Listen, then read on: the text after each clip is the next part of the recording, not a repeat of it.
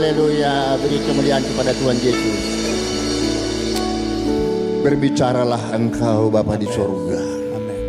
Kami siap mendengarkan firman kebenaran Tuhan.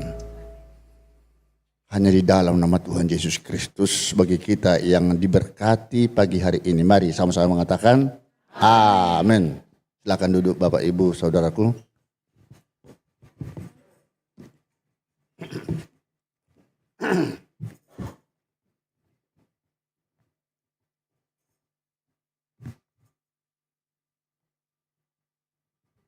Ya, salam Bapak, Ibu, Saudaraku tercinta dalam kasih Kristus. Kabar sehat tentunya ya. Puji Tuhan. Ya, kali ini firman kebenaran Tuhan yang akan hamba sampaikan adalah matikan hidupmu sebelum mati. Tema khotbah ini sangat keras. Kalau ada pemberantasan korupsi, sekarang ini sedang marak. Karena dianggap merusak nilai-nilai sendi perekonomian negara. Hingga disebut extraordinary crime, kejahatan luar biasa. Sekarang masalah pemberantasan dosa pun sudah saatnya dilakukan lebih extraordinary crime lagi. Ya. Karena akibat dosa yang penuh kekotoran yang ada selama ini di dalam kehidupan umat manusia akan menghancurkan bukan hanya perekonomian lagi, masa depan, kekekalan masuk surga. Karena tujuan akhir utama kita masuk surga. Itu akan terhalang akibat perbuatan dosa. Dan itu mengakibatkan, sana tidak ada ya slide-nya. Di sana akan mengakibatkan terjadinya satu kematian yang menggenaskan, maut ya akibat hukumnya. Ya, karena itulah harus dibunuh. Itu diberantas sampai ke akar-akarnya, tidak tersisa sedikit pun dosa-dosa tersebut, termasuk dosa-dosa yang terselubung, sekecil dan sehalus apapun itu harus diberantas. Tentu ada alat untuk menghancurkan itu, yakni melalui ya perlengkapan senjata Allah yang sangat ampuh. Itu nanti akan kita terangkan, ada 6 alat-alat senjata tersebut. Ya, diatur dalam Efesus 6 ayat 11. Ya. Jadi karena itulah sangat diperlukan sekarang pertobatan yang sempurna sebelum kita meninggal dunia. Jangan sempat kita sudah lewat. Hati-hati. Kalau kita sudah sempat meninggal dunia, maka sia-sialah perjuangan ibadah, ya pergulatan-pergumulan kita yang selama ini setia setiap saat, ya bersama Tuhan Yesus. Ya, jadi selama diberikan kita hidup di bumi ini, kita sekarang harus berusaha menjadi anak pilihan Tuhan, untuk diterima kelak masuk kepada kehidupan kekekalan. Nah, karena itulah perlu diminta satu kesadaran. Sadar, insaf untuk bertobat supaya dosa kita diampuni, dihapuskan oleh Tuhan. Kalau itu sudah lepas belenggu dosa itu, maka terjadilah kelegaan, ya. Terjadilah kelegaan karena memang Tuhan Yesus diperuntukkan untuk itu kepada kita seperti yang diatur di dalam Kisah Para Rasul 3:19-20 itu. Namun pertobatan yang serius dan sempurna dimaksudkan di sini menurut bahasa Yunani metanoia, ya, metanoia itu ada satu perubahan mindset, perubahan pola pikir yang sangat radikal sampai kepada akar-akarnya, ya, untuk merubah pikiran kita itu yang tadinya hati yang kotor busuk, penuh bohong, itu harus bisa kita perbaiki secara maksimal, ya, dan memindahkannya kepada perasaan Tuhan Allah yang tidak pernah lagi kita melukai perasaan Allah, termasuk perasaan manusia. Apa yang disebutkan hukum pertama, namun yang saya tekankan di sini hukum kedua, mencintai mengasihi sesama manusia seperti diri kita sendiri, akan dapat terwujud, ya, melalui satu sikap yang betul-betul memang itu permanen. Ya, sikap bersih tadi permanen, tidak labil, ya. Itulah yang dinamakan pertobatan sempurna, repent completely, ya, repent completely. Nah, jika ada di antara kita yang cemas, saya tak mungkin lagi diampuni Tuhan kesalahanku karena sudah terlalu banyak dosis kesalahan dosa yang saya perbuat. Perhatikan firman Tuhan ini. Asalkan kita benar-benar menginsapi, menyadari akan kesalahan perbuatan dosa, baik itu terselubung diam-diam maupun itu secara terang-terangan, ya, dan tentu tidak akan mengulanginya lagi, ya, secara konsisten, ya, alias bertobat secara sempurna tadi. Tak usah khawatir. Percayakan seluruhnya hal itu kepada Tuhan Yesus sebagai juru selamat. Karena memang Tuhan Yesus itu diperuntukkan hadir di bumi sebelum penghakiman terakhir. Itu sengaja diutus Allah adalah untuk mencari, memanggil kita orang berdosa supaya bertobat. Di Lukas 5 ayat 32 itu. Ya, itu memang sudah tugas beliau. Kita pun harus mau sepenurutan dengan ajakan Tuhan tersebut, ya. Nah, kalau sudah demikian halnya, tak usah ragu. Percayakan. Yang penting saudara sudah betul-betul mengambil sikap konsisten tadi. Akan dipertimbangkan pergulatan kita, saudaraku. Ya, dengan catatan tentu dosa masa lalu mungkin ada yang terlupakan, ada yang kita selip, belum kita sampaikan secara tuntas kepada Tuhan Yesus. Itu harus terbuka, open management, termasuk mungkin kepada istri atau suami atau kepada sesama teman yang selama ini sering kita sakiti dia. Karena pada saat kita menyakiti seseorang itu adalah di saat kita memang tidak memiliki kuasa Roh Kudus yang tadinya sudah seharusnya berdiam di dalam tubuh kita. Ya, di 1 Korintus 6 ayat 19 itu. 1 Korintus 6 ayat 19. itu kita abaikan. Sesungguhnya sudah ada suara roh, jangan membenci dia, mendendam dia.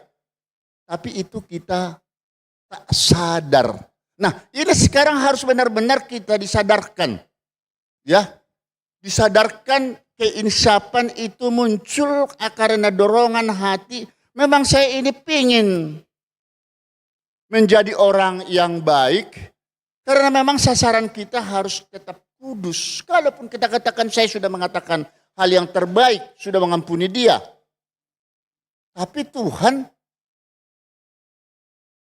sebagai pihak yang sangat mengetahui, sebagai penyelidik hati, penguji batin, seperti diatur dalam Yeremia 17 ayat 10 ya.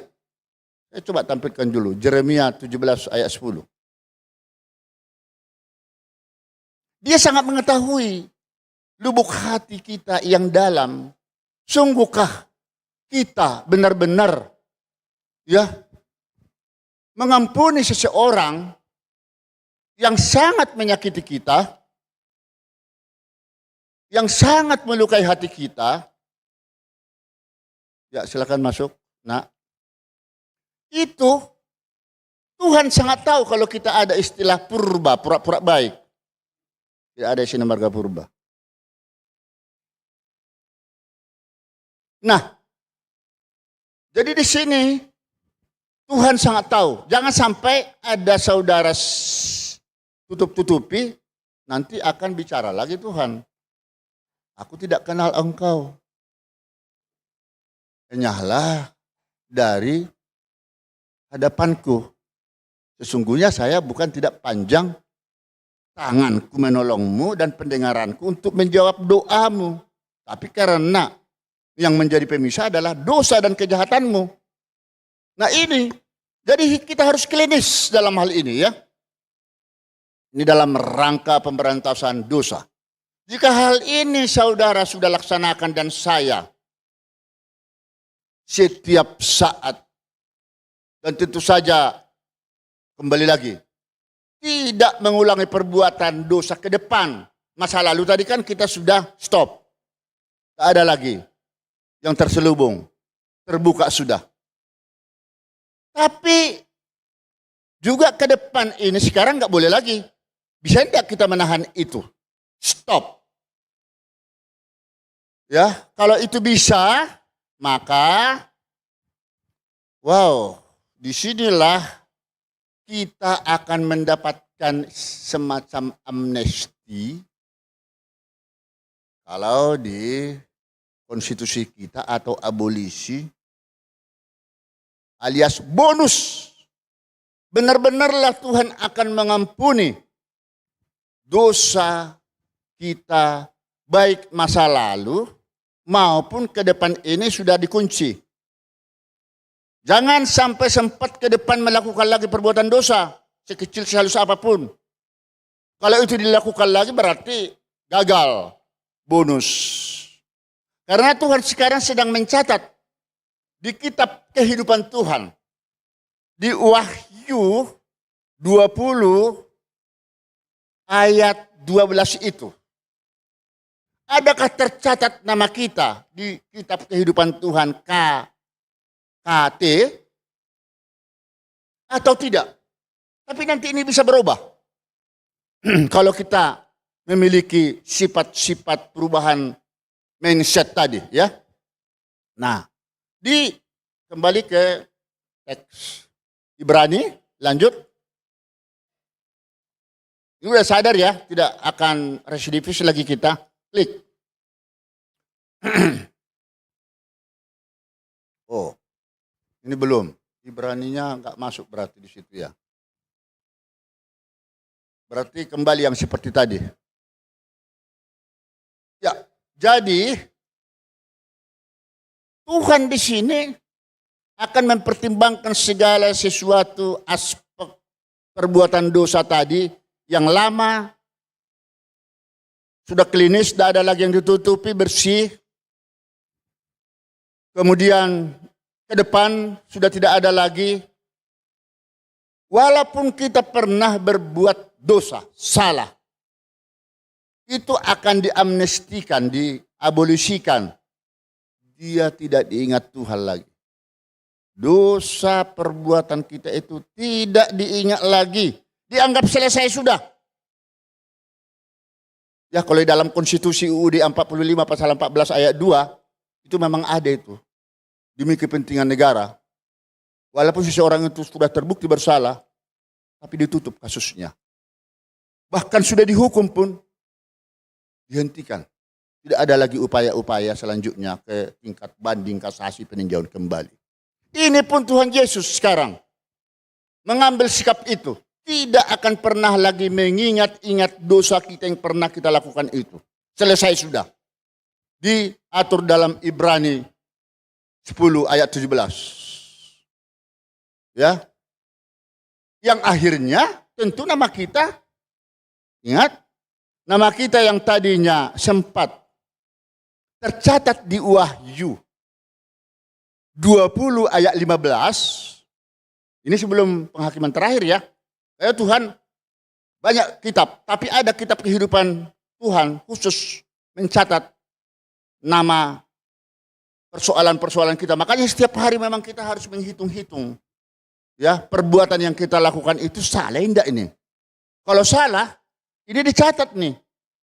Oh, tapi sudah tahu salah dilakukan lagi, minta maaf. Dan seterusnya begitu, oh ini lain, murtad. Ini Tuhan Yesus pasti menganggap ini residivis, siaran ulangan. Hukumannya berat.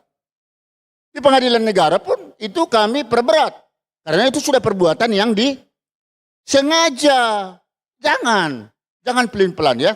Kembali ini pendalaman pemberantasan dosa ini. Ya.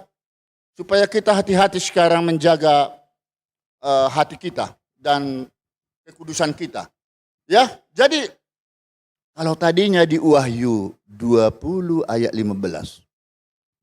Tuhan sebenarnya sudah mencatat kita. Ini si Monoseki ini bakal saya eksekusi nanti ke lautan api. Selama perjalanan hidup kita sudah masuk dalam rapor merah. Kita bakal ke api neraka. Kematian yang menggenaskan itu. Tapi ternyata karena bagi Tuhan sebelum penghakiman terakhir, ultimum remedium, ya, perdamaian itu lebih penting bagi dia daripada penghukuman. Penghukuman itu adalah jalan terakhir. Kalau sudah dibina, tidak mau dibinasakan, ya. Akhirnya Tuhan Yesus pun datang, bukan membawa damai lagi, tapi membawa pedang. Makanya sekarang ini kita betul-betul ditatar, dibina untuk mengarah jalan lurus. Ya, seperti apa yang nanti akan kita sampaikan di bawah ini.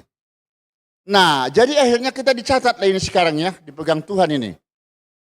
Kalau sekali sudah tercatat namamu, nama saya, di kitab kehidupan itu, jangan lagi kita rubah. Khususnya yang di Wahyu 20 ayat 6. Itu Wahyu 20 ayat 6 itu luar biasa. Ya. Catat lagi di situ, buka lagi. Coba. Kalau itu sudah sempat ada di sana nama kita, ya, berbahagialah, kuduslah yang mendapat bagian dalam kebangkitan pertama. Ingat, kematian itu hanya sekali. Ya, kematian itu hanya sekali.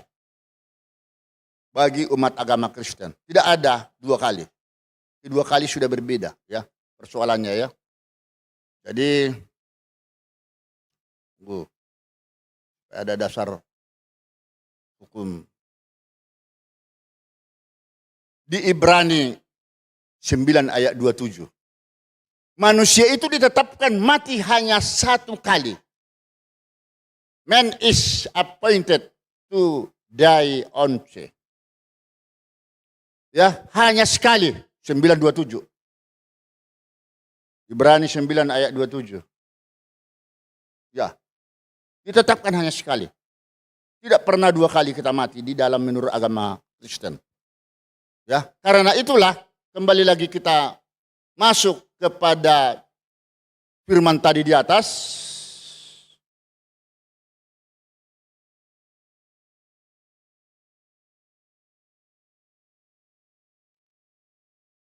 Ya, Yosua 3:10 itu. Dari hal inilah akan diketahui Allah bahwa hidup kita ini berada di tengah-tengah. Hidup Allah itu berada di tengah-tengah kita. Jadi senantiasa di dalam gereja ini pun Allah selalu ada di sekitarnya. Di dalam kehidupan kita pribadi, lepas pribadi, di dalam rumah tangga pun, rumah tangga ada di dalam kehidupan kita sehari-hari. Wah, kalau itu yang terjadi, itulah yang menjadi kesukaan Allah. Ya, dan hidup saudara dengan sendirinya menjadi kudus.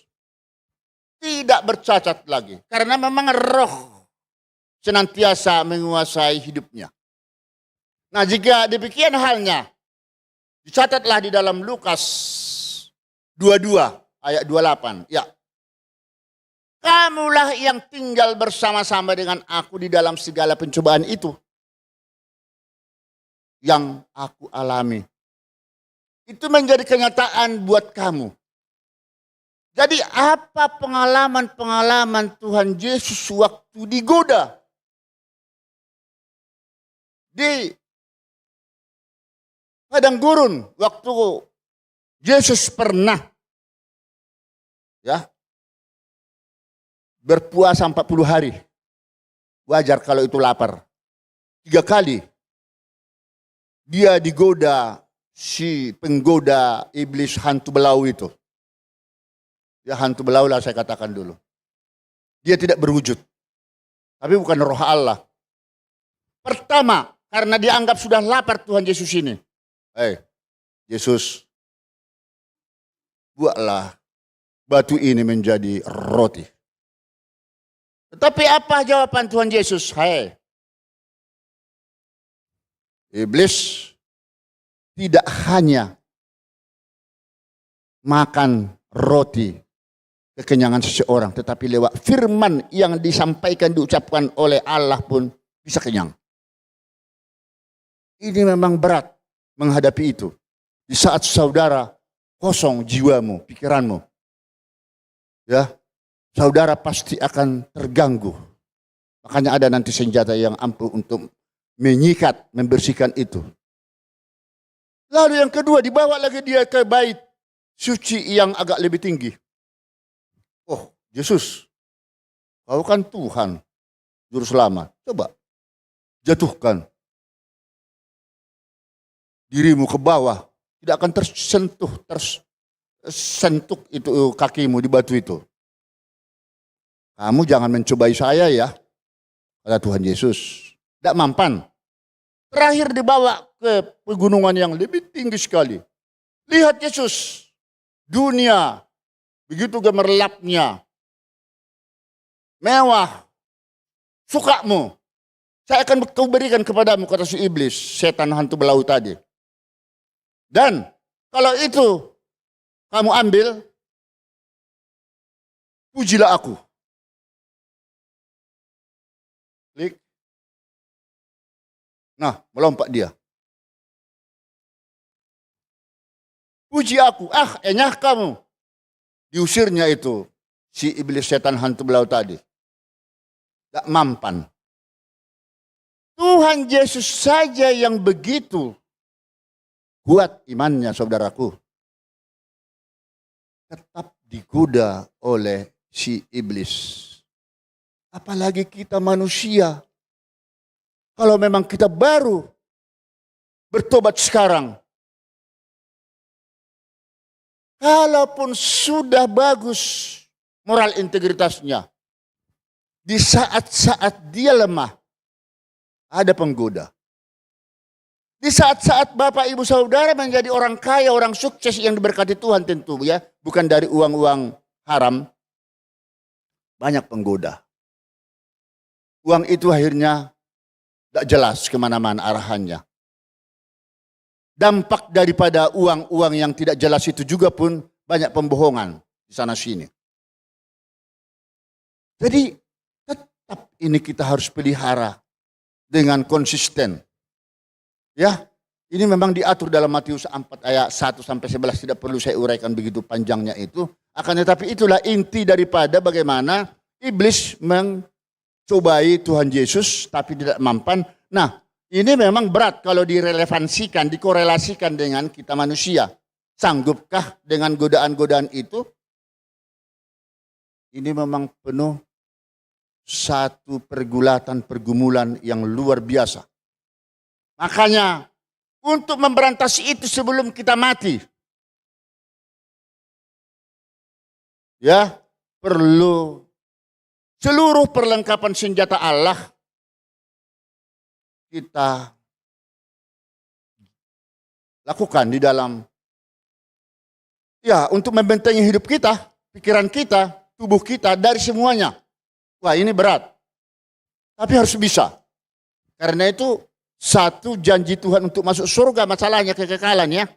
Ikat pinggang kebenaran. Ini salah satu yang diminta oleh Tuhan Yesus. Harus ada komitmen di dalam kebenaran firman Tuhan yang sudah Bapak, Ibu, Saudara, dan saya ketahui kebenarannya. Itu dasar hidup kita untuk mempertahankan diri daripada kebohongan. Jadi tidak ada istilah bohong, dusta lagi di antara kita. Karena kebohongan itu juga merusak berbagai sendi-sendi kepercayaan Tuhan atau orang lain kepada kita. Makanya kalau seperti anak kita, apapun yang kita tinggalkan atau tercecer di rumah, entah uang seberapa pun, itu tetap uang itu utuh. Kalau anak yang dasarnya ya takut akan Tuhan, penurut. Tapi bagi anak-anak yang sudah terbiasa ya bandel, disikat itu, ditanya pun, ini mana ini uang? Wah, tidak tahu kemana Pak. Padahal dia sendiri, akan itu bohong. Itu hal yang kecil, ya. Kemudian baju jirah keadilan. Keadilan praktis di sini yang melindungi hati dari serangan iblis yang berniat menabur kebencian dan kepahitan. Nah, di sini kita harus adil juga mempersoalkan segala dosa kita kepada Tuhan. Tadi sudah dijelaskan di dalam firman, ada kalanya kita terbuka kepada Tuhan hanya kepada dosa-dosa tertentu. Kalau dosa yang ini sangat berbahaya, ini nggak usah saya sampaikan kepada dia lah. Bahaya itu. Itu pikiran dia. Tidak boleh adil menyampaikan setiap permasalahan kepada Tuhan. Ya, jadi jangan sampai dibohong-bohongi lagi dia. Dan kalau kita juga mendapat serangan dengan iblis pun yang mau menabur kebencian dan kepahitan, ini bukan iblisnya mungkin iblis setan hantu belau tadi, tetapi mungkin ada manusia-manusia nakal atau jahat yang mencoba akan merusak nama baik kita, ya, menabur kebencian kepada kita. Nah, ini kita memang harus mau tidak mau harus bisa menghadapinya dengan, bukan menghadapnya dengan kebencian, tetapi kita harus ramah menghadapi dia. Karena kadang-kadang kalau kita mau memarahin seseorang, membenci seseorang, tetapi akhirnya di dalam hati orang kita tidak mau membalasnya, dia merasa saya ini sudah berusaha mau mengejek dia, tetapi dia nggak mau, ya. Dia sendiri yang merasa bersalah, ya. Kasut Injil damai sejahtera. Ini kesediaan hati untuk berjalan dan memberitakan kabar baik tentang damai sejahtera melalui Injil. Kalau ada banyak teman-teman yang membutuhkan suatu perhatian di bidang pendalaman untuk bisa lebih mengetahui siapa sih sebenarnya Tuhan Yesus itu, memberikan pandangan-pandangan lah, bukan mau mengkristenisasikan dia, ya, tetapi memberikan jalan yang terbaik. Apabila juga ada solusi yang tidak bisa dia cari, kita berikan solusi, bukan malah jadi menjatuhkan dia ketika dia mengalami sesuatu persoalan, ya. Kemudian ketopang keselamatan. Ini perlindungan bagi pikiran dan akal budi agar terhindar dari kebingungan. Nah, banyak orang bingung akan tipu daya iblis itu. Dia nggak bisa akhirnya mengambil satu kesimpulan, keputusan, ini yang diambil. Tetapi bimbang bingung, akhirnya ini hasil daripada setiap pekerjaan perbuatannya pun jadi berantakan. Lalu pedang roh, ini firman Allah. Rupanya firman Allah ini menjadi pedang roh ya. Ini senjata yang ofensif, maksudnya itu agresif. Ini harus betul-betul ini senjata roh kita yang sudah dimiliki, dikuasai oleh Roh Kudus dalam hidup kita, tubuh kita ini. Itu harus memang mampu melawan secara tegas kejahatan yang akan menimpa kita. Ya. Nah, dan dari semua itu tentu didasarkan dengan pentingnya doa. Karena cara itulah bisa kita lakukan pergulatan kepada Tuhan untuk semua persoalan hidup kita tadi. Itu bisa kita minta kekuatan dan perlindungan kepada Tuhan. Sehingga kita dibentengi oleh perlengkapan-perlengkapan senjata Tuhan yang ampuh tadi. Nah, jika kita sudah mampu membentengi diri berdasarkan perlengkapan senjata tadi, tentu dengan kuasa Roh Kudus ada di dalamnya. Berarti tidak ada lagi bagi kita yang sulit untuk menjadi kudus. Tak ada lagi. Kalau tadinya kita kan agak sulit. Saya pasti nanti berubah lagi. Saya lebih bagus jangan berjanji dulu sekarang. Nah ini kalau ini sekarang, inilah inti pokok daripada pergumulan kita selama ini. Jadi akhirnya selamatlah kita ke proses pergulatan untuk kudus. Dan inilah inti pokok daripada peribadatan, pergulatan kita di dalam pembersihan, ya, kekotoran hati, pikiran, lewat pemberantasan dosa tadi, klik. Ya, karena bagaimanapun akhirnya inilah tujuan Tuhan Yesus datang ke bumi, diutus oleh Allah, ya, sebagai perintis jalan untuk mengajak kita orang-orang kudus. Tak ada alasan lagi. Aku tidak mau ikut. Selama ini kan ada istilah dua pintu tadi. Kalau masuk ke pintu neraka itu, kebinasaan itu banyak antri. Sedangkan kalau mau masuk ke surga itu, kok sepertinya terhitung. Banyak yang terpanggil pingin, tapi hanya sedikit yang terpilih. Kita semua pasti ingin masuk surga dulu sebelum mendengarkan firman ini. Tapi setelah sudah mendengarkan firman kebenaran Tuhan ini, nah sekarang kita mau masuk kemana? Tapi tidak lagi pilihan alternatif, saya ingin ke surga, tetapi tidak melaksanakan peperangan terhadap dosa. Tidak kudus. Masih labil, pelin-pelan, masih bingung. Kadang-kadang masih melakukan perbuatan-perbuatan ya dosa, mungkin tidak ada yang melihat, padahal tadi sudah jelas dalam Yeremia 10:17 tadi, 17 ayat 10 tadi. Ya, Yeremia 17 ayat 10 tadi. Tuhan sebagai penyelidik hati, tidak bisa dibohongi dia dan penguji batinmu. Ya, jadi ini sudah tegas diatur dalam Yohanes 14 ayat 6. Lah, supaya kita sama-sama dapat berkumpul nanti di rumah Bapak di surga. Wah, ini mau sama-sama kita ini. Mau kan? Sama-sama di rumah Bapak di surga. Lah, ini mumpung saudara dan saya masih segar bugar. Masih sehat nih. Tentu panjang umur. Mulai sekarang, karena firman Tuhan sudah menyadarkan kita bahwa rumah kita yang permanen itu kelak di mana? Di surga, di rumah Bapa di surga. Father's house in heaven. Ya, bukan di bumi ini. Bumi ini sifatnya sementara, menumpang, ya, hitchhiking. Ya ini, hitchhiking, menumpang. Walaupun ada yang teman-teman mungkin masih ngontrak, tak apa-apa, Bapak Ibu Saudaraku. Saya pun dulu mengontrak. Itu titipan Tuhan semua.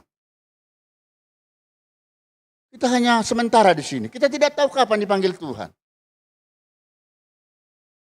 Mazmur 90 ayat 10 mengatakan, sudah paling hebat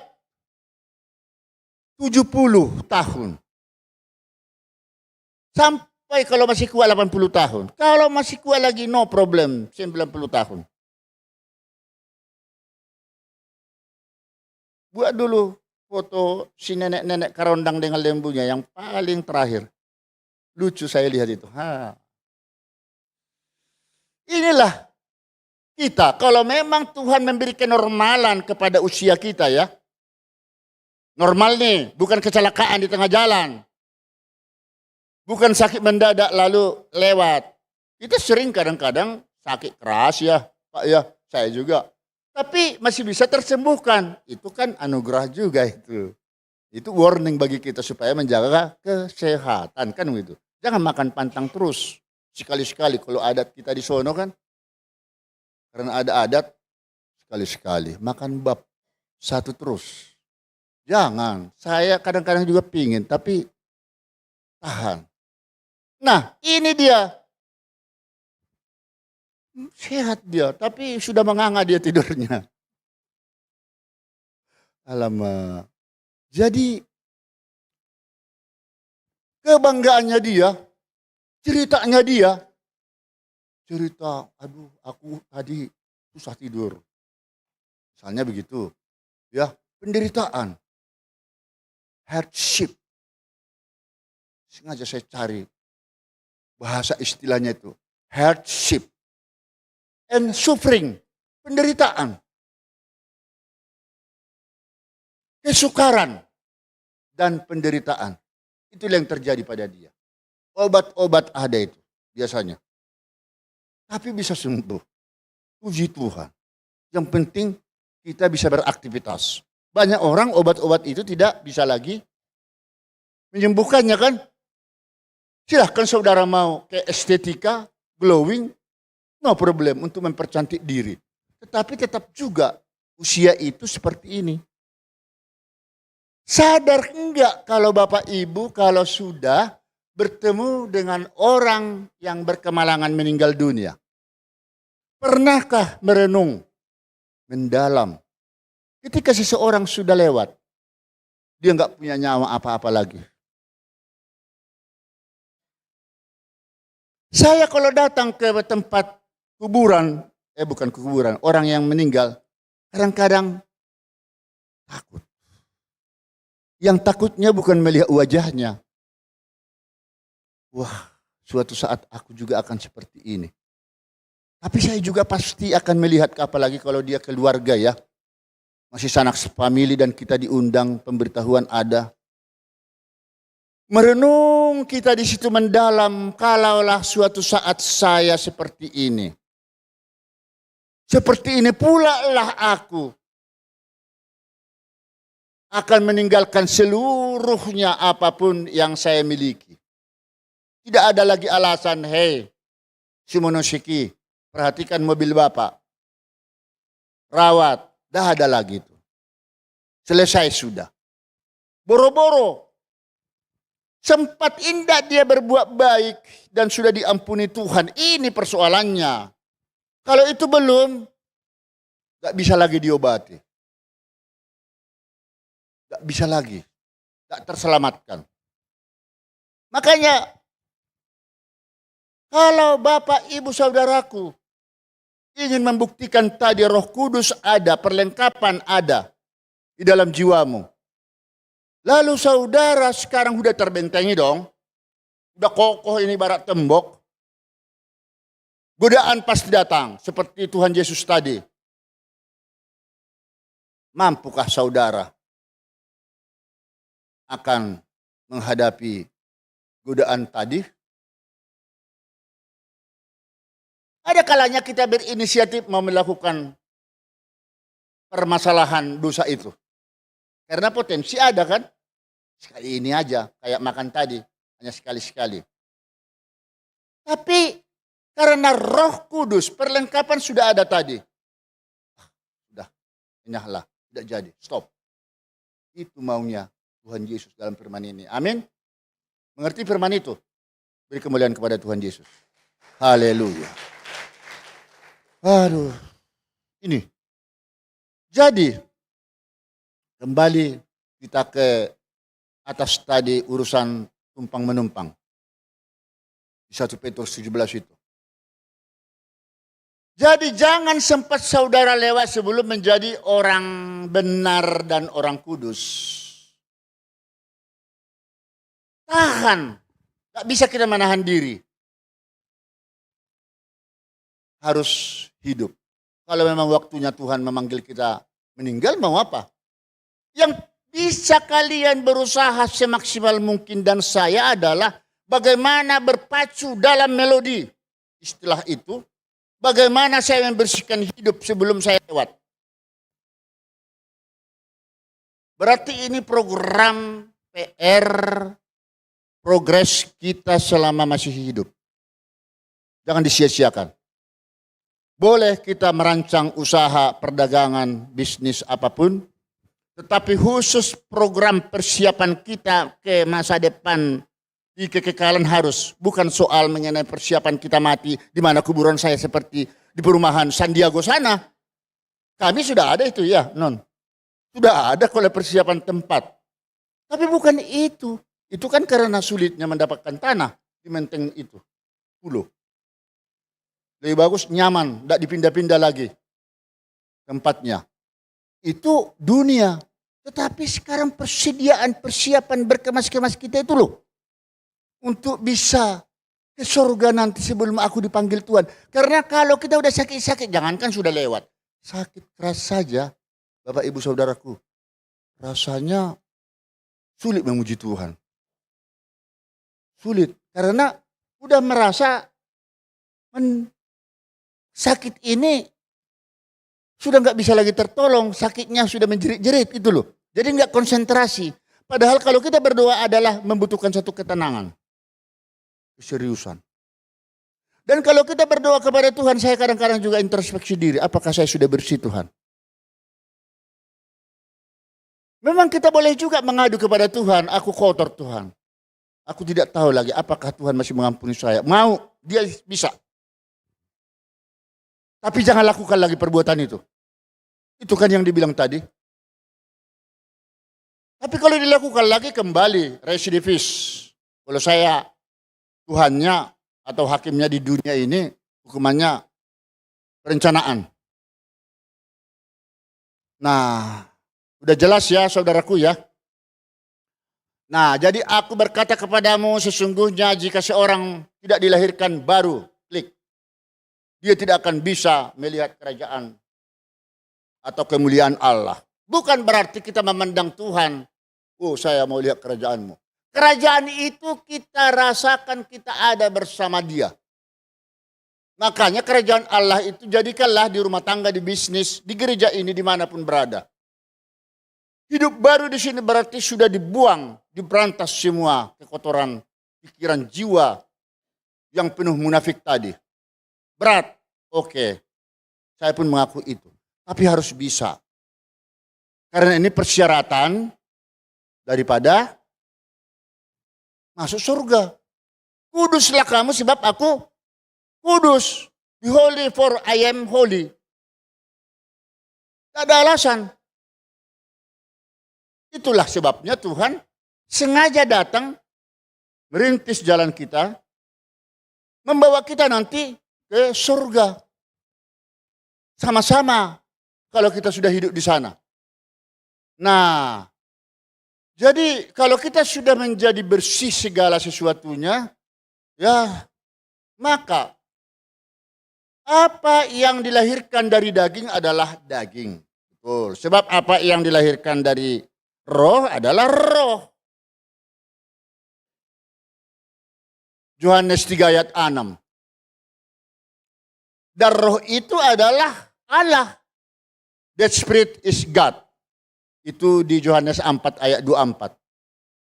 Roh Allah walaupun kita tidak dapat meraba, memegangnya, tidak berwujud. Tapi dia nyata. Ada dia. Dari mana kita tahu ada? Alami dia. Ini memang benar komentar alami dia itu. Bapak, ibu, saudaraku pasti banyak mengalami suka duka dalam hidup. Ketika saudara berhasil di dalam persoalan-persoalan yang tragis itu. Ternyata nggak pernah membayangkan itu akan selesai sudah. Tapi dapat terselesaikan. Disitulah roh Tuhan menolong kita. Amin. Nah, sekarang sebelum kita meninggal dunia, apakah sudah siap menghadap pengadilan Kristus tadi? Klik. Ini terakhir ini. Pengadilan Kristus. Ingat, kalau kita sudah selesai dan beres mempersenjatai tubuh, jiwa, raga kita dengan alat-alat senjata dari Tuhan, termasuk roh kuasa Tuhan, siap berhadapan ketika Tuhan menghadapkan kita ke pengadilan Kristus. Dikatakan di sana untuk memperoleh apa yang patut diterimanya, apakah itu baik atau jahat. Kita selama hidup sudah membuat satu komitmen menjadi orang yang bertobat, kan? Tak persoalan. Kita akan dilihat oleh Tuhan pada waktu Wahyu 12 itu. Setelah dibuka kitab kehidupan Tuhan, nama Simonoseki sebelumnya tidak ada memang. Tetapi karena ada amnesti abolisi atau bonus kepadanya, Ibrani 10:17 tadi, nah ini dicoret nih. Di 20 ayat 15 itu tidak jadi dia masuk di sana. Tidak jadi dieksekusi. Masuk dia ke Wahyu 20 ayat 6. Begitu. Jadi disinilah sebenarnya pergulatan kita. Sebelum penghakiman terakhir ada damai. Tapi kalau sudah ada penghakiman terakhir tidak ada lagi damai. Tinggal Tuhan Yesus mengadili, mencari. Benarkah Simonoseki ini sudah bertobat sungguh tidak melakukannya lagi. Dan dosa-dosa lamanya sudah selesai, tidak diulangi lagi di depan.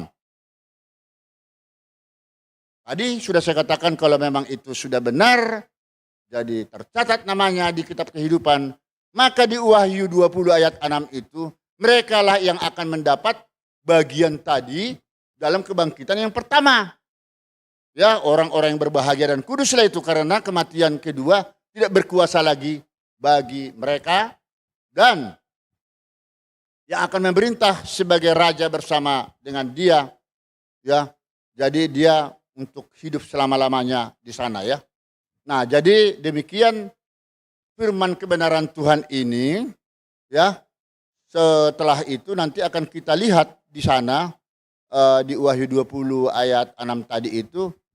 Ya, tadi sudah saya sampaikan mereka menjadi imam-imam Allah dan imam-imam Kristus yang akan memerintah sebagai raja bersama dengan Tuhan Yesus nanti di sorga. Inilah inti pokok daripada khotbah kita tersebut. Nah, karena itulah kita tidak tahu kapan lewat meninggal dunia. Kita mulai dari sekarang hitung-hitunglah harimu, kapan waktunya, ya. Kemudian ingat catatanmu, catatan buku harianmu perlu ada. Kalau ada buku kitab kehidupan Tuhan, kitab kehidupan kita mulai sekarang perlu dibuat. Ya, seperti lagu ini, betapa singkatnya hari.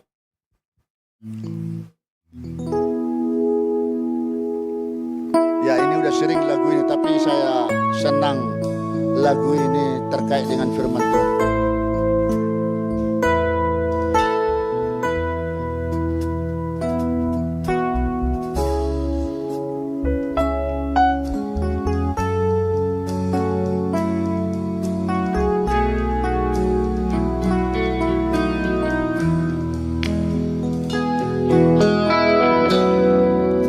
Betapa singkatnya hari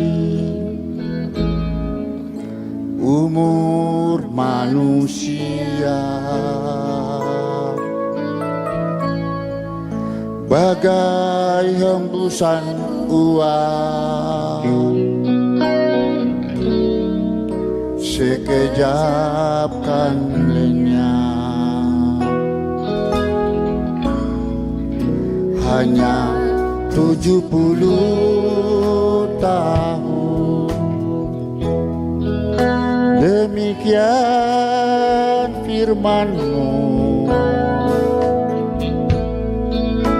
Dalam detak waktu semua berlalu dengan buru-buru.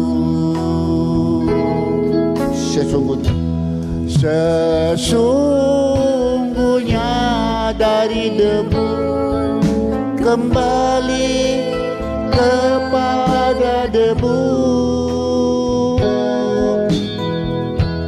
Setiap insan berpulang masuk ke abadian.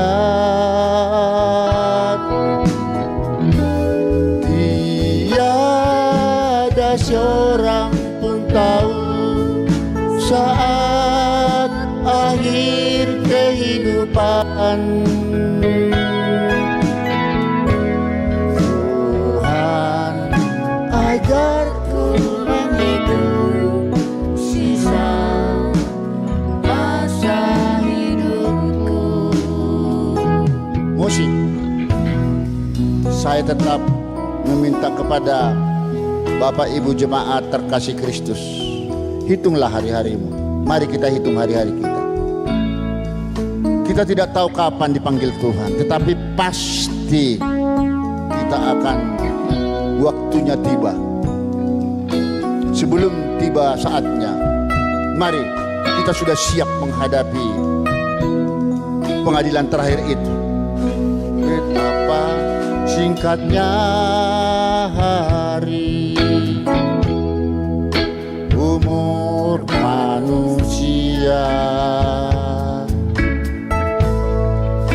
bagai hembusan uang,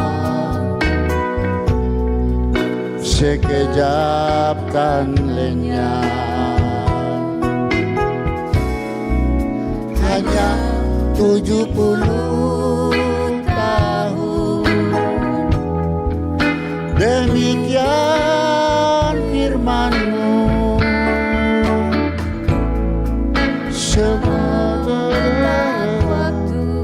Semua berlalu dengan buru-buru. Sesungguhnya dari debu kembali kepada debu. Amin. Setiap insan berpulang masuk ke abadian. Tiada seorang pun tahu, tiada seorang pun tahu saat akhir kehidupan. Tuhan ajarku, Tuhan ajarku menghitung sisa masa hidupku. Mari berdiri Bapak Ibu. Tuhan ajarku, Tuhan sisa masa hidupku. Tuhan ajarku menghitung. Tuhan ajarku menghitung sisa masa hidupku. Haleluya. Beri kemuliaan kepada Tuhan Yesus. Angkat hati perasaanmu kepada Tuhan Yesus. Bapak, Ibu, saudaraku terkasih Kristus, sudah mendengarkan firman kebenaran Tuhan tadi. Marilah kita jalankan itu melalui kuasa pertolongan Tuhan. Kalau Tuhan Yesus melalui rohnya hadir bersama kita semua, pasti iya dan amin kita mampu menjadi orang yang suci, kudus di hadapan Tuhan. Sekalipun ini berat rasanya untuk memperjuangkannya, namun tidak ada alasan selain kita harus suci bersih, karena itu persyaratan masuk surga Bapak Ibu Saudaraku. Karena itu urapilah jemaat-jemaatmu satu persatu di tempat ini, termasuk rumah tangga, ekonomi, usaha, dimanapun berada. Demikian juga gereja ini Tuhan, urapi berkati, menjadi tempat untuk menyaring jiwa-jiwa untuk bisa masuk keabadian di surga. Para tim pemusik, hamba-hamba Tuhan yang ada di sini, khususnya Bapak Gembala senior kami, Bapak Titus Hagai Handoyo, beserta ibu dan keluarga. Turunlah Roh Kudus-Mu memberkati Bapak Gembala kami ini. Karena tugasnya belum selesai. Kami semua juga belum selesai, tetapi khususnya beliau diberikan sehat dan panjang umur. Dan nanti sore ibadah kami masih akan berjalan yang akan disampaikan oleh Ibu Sri Misgianti. Biarlah Tuhan memberkati kami semua jemaat untuk hadir kembali di sore hari. Hanya di dalam nama Tuhan Yesus Kristus bagi kita yang sudah diurapi diberkati Tuhan. Mari sama-sama mengatakan amin. Silakan duduk Bapak Ibu Saudaraku.